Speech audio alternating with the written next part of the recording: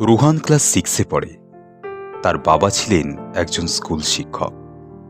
তিনি রুহানকে বলতেন, একটি গাছ মানে একটি প্রাণ।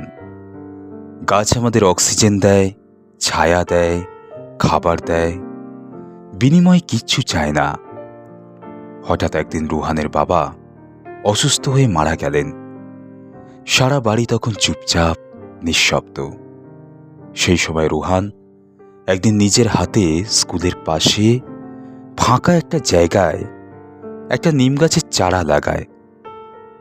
কেউ বুঝল না কেন সে করল এটা। রুহান প্রতিদিন সেই গাছে জল দিত, বলতো, তুমি এখন আমার বাবা, তুমি আমাকে ছায়া দেবে, ভালো রাখবে। গাছটা ধীরে ধীরে বড় হতে লাগলো। পাখিরা ডানা মেলতে লাগলো। ছায়ায় বসে স্কুলের ছাত্রছাত্রীরা টিফিন খেতে লাগলো। 2 বছর পর কিছু লোক এসে বলল, এই গাছ কেটে ফেলব, এখানে পার্কিং লট হবে। রুহান জোরে বলল, না, এটা শুধু একটা গাছ নয়, এটা আমাদের বন্ধু, এটা আমার বাবার মতো, নিঃশব্দে আমাদের ভালোবাসে। সেই কথা শুনে সবাই থেমে গেল।